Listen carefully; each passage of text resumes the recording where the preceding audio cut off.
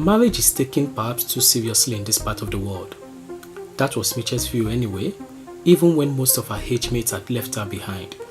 At least 5 years behind, but she didn't bother much. She got married at the age of 32, a somewhat late time to do so, but not before a battle of will with her father over his refusal of Charles. You are too naive. You don't understand men.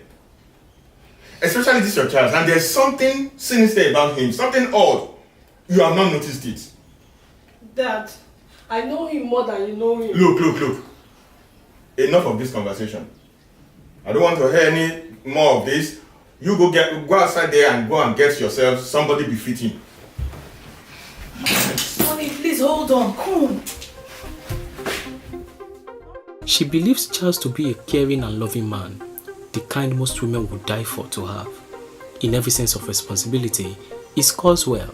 You can imagine her confusion and disbelief at her father's rejection of the young man without any distinct reasons. The relationship was on hold for over 2 years, but Charles was faithful to her despite her father's insinuation that their relationship wouldn't last, as in his view, Charles isn't a proper Christian. She didn't know what proper meant, but she knew not all Christians would be pastors or church elders like her parents. Desperate and frustrated, she strongly impressed on Charles to get her pregnant, with the hope that her father would be hamstrung by the pregnancy and let her marry Charles. Though Charles was reluctant to give in to her demands, she had her way in the end. Surprisingly, her father held on stubbornly to his stance. He would rather raise the child in-house than have her marry Charles. For all I care, you can keep the baby. I'm not the man. Sense. Dad, why are you doing this to me? Why? Yeah, I think it's high time you have a heart-to-heart talk with your daughter. Let her know the good intentions I have for her. Mom, please say something. Initiative. I think you have to trust your father and her in this very matter. Because this is very serious. And you should know that we want the best for you. We are not against you, my dear. Just listen to your father and I. I think I'm tired. I'm tired of this whole thing. I'm tired.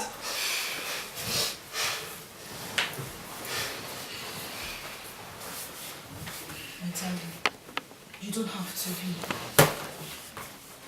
All we want is what is best for you. Just listen to us. We know better than you do. And we want your happiness in life. Please, Michelle. For once, just listen to us. Feeling bottlenecked and short of options, they consummated their marriage without parental approval. Marriage was blissful for them with their bundle of joy. While Charles was still loving as always, he carried an air of secrecy around him. She didn't bother much about that, not until now. Okay.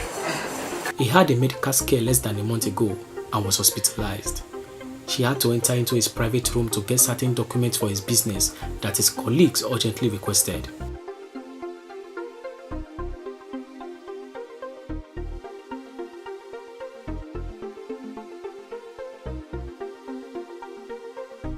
What she found shook her world to the roots.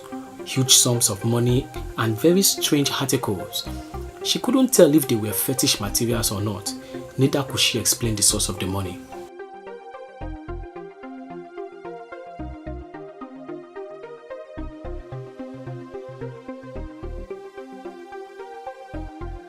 She left the room in a hurry. She had never entered that particular room in almost 2 years of their marriage. Charles had given her clear instructions to steer clear of the room so as not to tamper with his business documents. It began to dawn on her that he never at any time gave details about his business, and his circle of friends are nothing short of mysterious.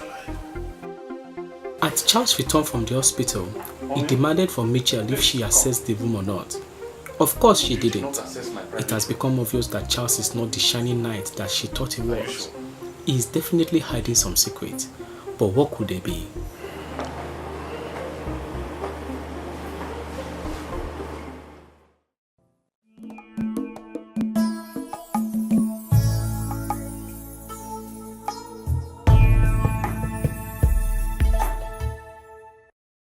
purpose of affection is for couples to get to know each other while they are courting, to find out every detail about each other. But that does not seem to be the case anymore, as everyone is concerned about getting married, that nobody notices anything anymore. And even when people try to warn them, they turn a deaf ear to it. Welcome to this episode of Decision, where we get to talk about confused. We get to talk about marriage and the mistakes people make and all of that. And joining me are two seasoned guests. Just to my left is Pastor Triumph Abaton. He's the resident pastor of Living Faith Church Osubi, and is also a renowned teen coach. Good to have you on set, sir. Thank you. And we have Deaconess Deborah Aragba. She is a chief lecturer at the College of Education, Warri. Good to have you, ma. Good to see you. Okay, straight up to what we're talking about. Is there a late age to get married? Where did we come up with I'm too old, or I need to get married before I'm 30 something? If there is no late age biblically, can we debunk all of that, sir? Well, thank you very much for having me here. When we talk about lateness in marriage or timeliness in getting certain things done, you start from the book of Ecclesiastes chapter 3. Everything has a time. Every purpose has a time. There is season for everything, especially when it comes to marriage. If marriage is not done at a certain time, so when will you want to do the other things that ought to be done in marriage? And so when it comes to timeliness, God equally put time or place season in time. And so that's why you have the fruit season is not throughout the year. There are seasons for a particular set of fruit to come alive, and there are seasons that you will not find them also in the market. So when it comes to marriage, there's a season and there's a time given to somebody to be married. For example, what I'm saying is this. With old marriage comes with the challenge of rearing children. Science has proved that the earlier you are, as a woman for example, 24, 25, 26, between 24 and 30, the best time for you to conceive and do whatever you want to do and move on in life. When you have somebody that is not getting married at the age of 35 and then going to 40, and so conception challenges creeps in. And when conception challenges creeps in, and there's all manner of anxiety equally wrap up in that marriage. And so when you look at certain things, you look at when God wants us to do certain things. He wants us to wake up earlier and get things done. He wants us to rise up earlier and get things done. And but do we have to put that into marriage? Because I don't quite agree with that. I'm putting it into marriage because there's time and seasons for everything. But there's no, God has not said you have to get married when you're 30. Okay. And I think a lot of reasons anybody can, in as much as more complications come with older people, anybody who have 22-year-olds that don't have children. And I think it's out of that even shows how much we're not so trusting of God. No. Yes, no. Because if Sarah got pregnant when she was 90 years old, so who is a 45-year-old person? Those are peculiar cases. I think the life of the supernatural is where God would want us to be on every day. The life of the supernatural is walked into. When we talk about the supernatural, when we talk about the miraculous, we walk into it. It is not something that suddenly just happened. Okay, you talk about the age 22 having challenges. Then you compare, do the statistics. Look at the age of people that are having challenges when it comes to marriage more. They are the elderly ones. And but actually the point I'm bringing out is this. What God said to us about marriage in the book of Genesis 1, you see maturity there. That the man is mature. The woman also is mature. And then they two will become one flesh. They must be one. Okay, now it's in her hands. It's no longer in the hand of God. That you marry late is not God's fault. That you marry early is not God's fault. He has placed all things that pertain to life and godliness into our hands. So it's our choice. But it's important also for us to let people know that there are choices that you make that have consequences. And that is the area of marriage. But people As don't much decide as to want to get married late. people do. Not on the general ground. Because No, what happens people- is that when we put out the you have to get married on time, you have to get married on time, it just puts people into pressure. Let's get what Dickens has to say. Not getting married on time, but people actually choose by themselves. There are deliberate choices. When you are supposed to wake up and do certain things as a young lady, as a young man, and you don't get it done, definitely you still have to go through the circle. You must pass that exam before you move to the next level. And so that is not God. That is us. And we'll deal with it. So when we get to that what's called bridge to cross that level, then we now bring God in. But all the while, God has given us all the things. There are things to press and move on in life. Praise the Lord. Dickens, what's your take on is there a particular time? Is there a particular time when it's considered you're late in marriage? Yes, in reality, yes. Theoretically, we say there's no time that you cannot get married. But in reality, as humans, there's that natural tendency. For a woman especially, her time for reproduction is limited. A man could even wait much longer, but a woman's cycle of production is limited. And one main reason why people want to get married, at least in our part of the world, is to have children. So you don't want to get married and not be able to have children. And this is why parents will always push their daughters, we are of age, go and get married, you are of age, go and get married. So I seem to be both this way and this way. Yes, theoretically, the Bible doesn't say at this age you must not marry anymore. But in reality, it is just natural for somebody having attained the age of marriage to want to get married. I don't know how old Adam was in the Garden of Eden before God looked at him and said, it is not good for this man to be alone. Okay.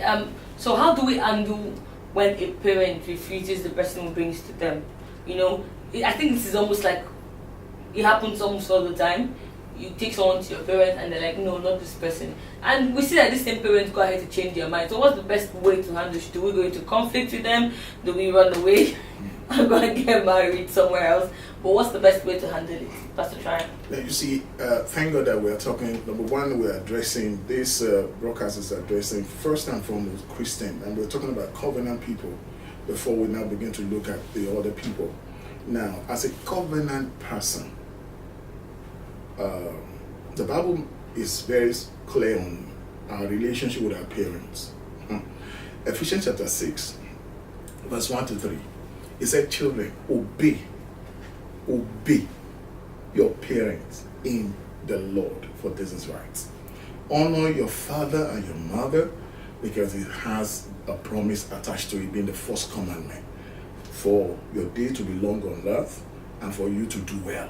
So you see, the word obey doesn't have negotiation, and that is where I want to come in. The word obey, obedience of a child to their parents, does not have negotiation. Listen, either your parent is right or wrong, the Bible says obey. It didn't give any condition that in case sometimes they didn't go to school the way you went, or they didn't have the degree that you have, or they are not exposed, they don't have the swags that you have. There's no condition. Obedience is obedience. Your parents want this thing, you obey. If you want it to be well with you. Now, the parents, especially when it comes to marriage, and which I've been talking to, I handled this case too many times. And what I do advise the people involved is this. Number one, when your parents said no, don't disagree. Even if you have all the reason to agree with that guy or with that girl, and your parents said no, number one, physically, don't confront the issue. Go with your parents. Now, go with your parents and then now begin to talk to God. Because you see, God also sees our motives to touch people's hearts. And these had happened in my own counseling with young people, and they had turned out to be the parent will eventually call them and say, Oma, continue. We are in support of this. You see, because he or she didn't drag it with them. He didn't raise his voice or her voice that, excuse me, that's your own time, this is our own time. This is what the word of God is saying. No. And most of those parents, they don't even come to church. But at the end of the day, these individuals play it. They play it with their parents that, look, we are with you. But they come to church and then hold their hands in agreement, because equally the Bible says, whatsoever two of you shall agree on the earth. Yeah. So, but they first of all obey. And then come and say, Lord, these are the reasons. Because produce your reasons. Produce why God must touch their hearts. And then if they have good reasons, God will touch their heart. But what we see now is we have a lot of anti-covenant behavior in the life of our children called Christian. A lot of anti-covenant. Your parent will say one thing, you will say another thing. It's not scriptural. And that kind of attitude might not even take you to heaven. Because if your spirit said no, this no should be no, then you can now retrieve and go back to God and walk from God now to touch them. And then now we have. So obedience is key. Obedience is key. Okay. Deacon Saragwa, how do you what other ways can children, react to when their parents tell them no, especially as regards marriages? I agree with Pastor. Except that the part about obey, well, unless you mean don't go ahead with the relationship and then put it on hold, so to speak, and then go and pray. Yes, go and talk to God, because the Bible says that the heart of the king belongs to him, he can turn it. If that is God's will, one thing I believe, if that man is God's will for you, even when your parents say no and you go to him, because you are praying in consonance with his will, he knows how he will turn it around. Okay. Okay. Then how best should parents, I'll start from Deacon Saragwa, how best should parents communicate their disapproval? Like when you disapprove of your child's spouse, your child brings someone, how best, you have children that are grown up, if you had one of them and you didn't like the spouse this person is bringing them, what's the best way to communicate to your child so that conflict can be best reduced? Well, I don't know if I might just speak specifically on the clip that... You can go general, then you can completely. Generally, it comes by the way of first counseling. You need to explain to your daughter, why you do not approve of this boy. It's not because I don't want to get married, but this particular one, he gives me shivers. If you are a Christian and your daughter is a Christian, one thing you must do then is to pray about it. Please, my daughter, hold on for a while. Let us come together. You can arrange a fasting period with her and let her pray with two of you pray together.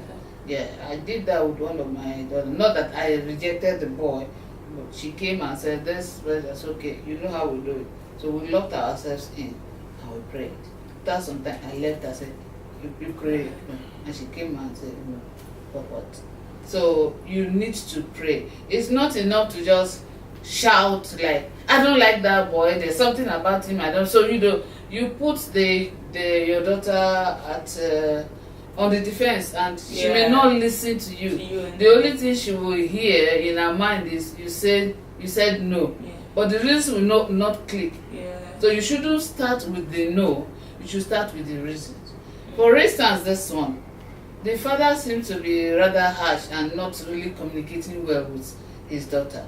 When she came and said, "This is the person," maybe as a Christian, Spirit of God was ministering that there's something wrong with my dear. Why don't you pray about this? I don't know what it is, but there's something that we need to trash out. So the only way you can do that, of course, is by prayer. So if they have prayed together as a family, God may have revealed it to specific problem. Yes, to the girl. She herself would start hating the idea of marrying that particular. So I don't think they didn't handle it well. Okay. Yes. And Pastor Shariff, I would like to answer that question, but we'll quickly go on the break and when we'll be back, you would answer the question. Thank you very much. We'll be right back. Don't go anywhere.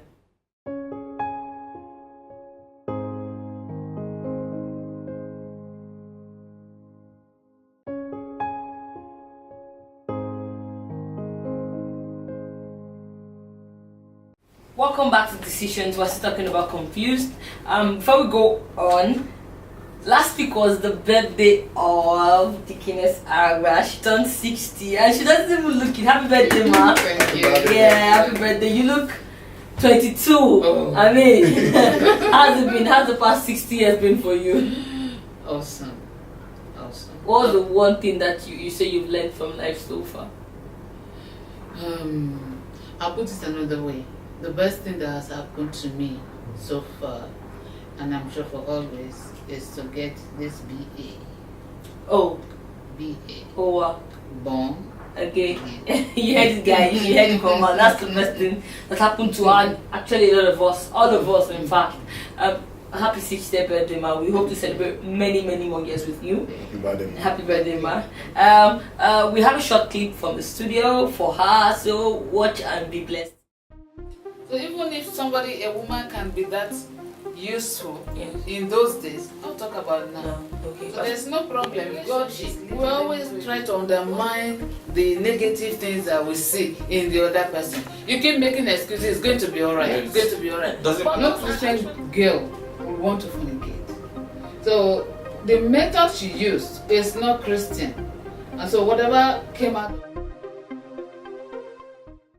Welcome back, guys. I hope you enjoyed that short clip. Happy birthday, ma, once more. We'll go right back into from where we stopped. We just asked Pastor Triumph on the best way for parents to communicate their disapproval of their children's spouse.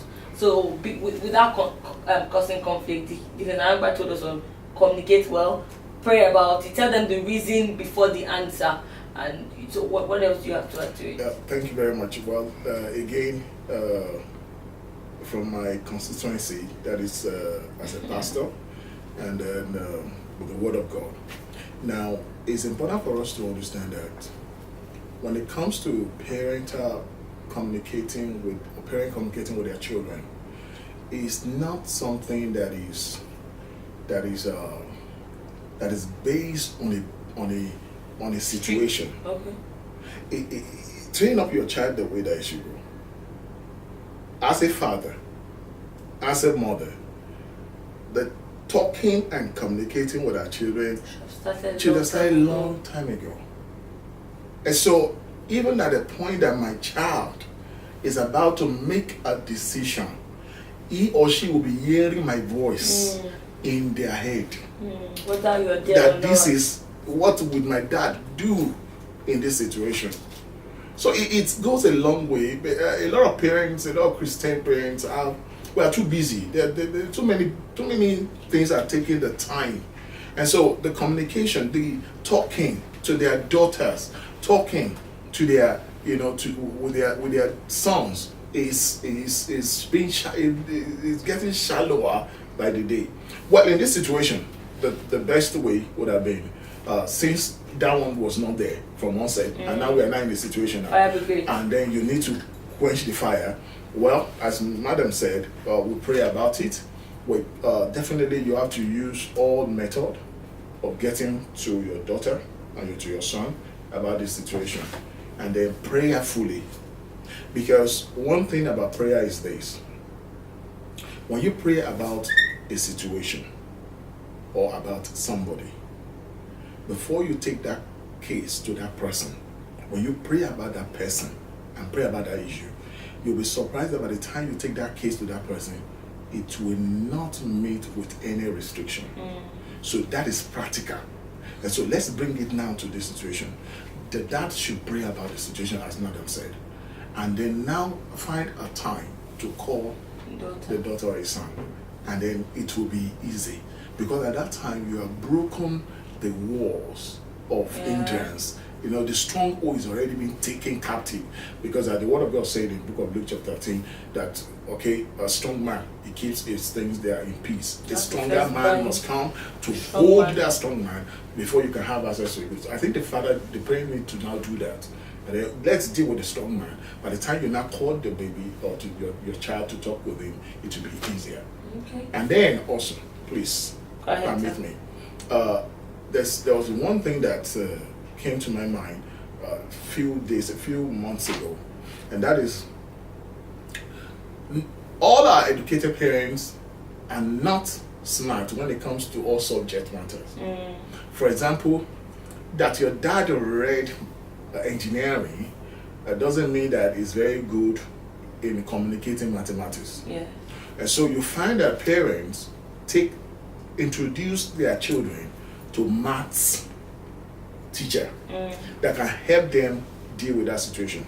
Equally, I think our parents need to begin to prayerfully look out for mentors that can help their children in areas of difficulties. Okay. That will be a wonderful solution to Christian parents. Look out for mentors. Introduce your children. The mentors might be a pastor that is not in your denomination. Might be a pastor that is not in your church. It might be a different pastor in another different place. But take time to introduce. And how do you do introduction? It's very simple. Get the material of that person and hand it over to your son or to your daughter. Let them read. Because that's equally a way of pointing solution to this situation.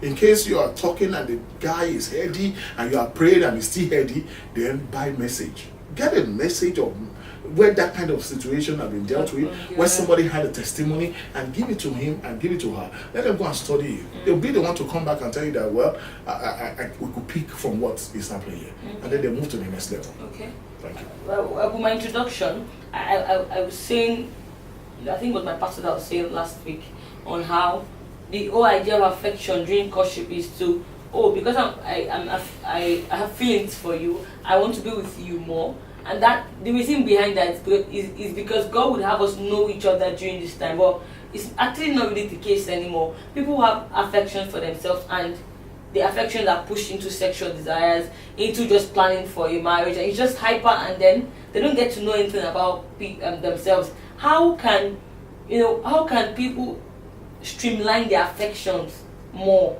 so that they can, during courtship, they get to know each other? First of all, is it possible that you see all of the signs? Is it possible that you see people that have bad marriage? Is it possible that you see the signs Before marriage? Yes. No. You don't think you can see? You can't see all the signs. But can you see some of it? You can see some. And the funny thing is that when you see them, you downplay them. You keep thinking, oh, this is just a one-off thing. I don't think this is his character.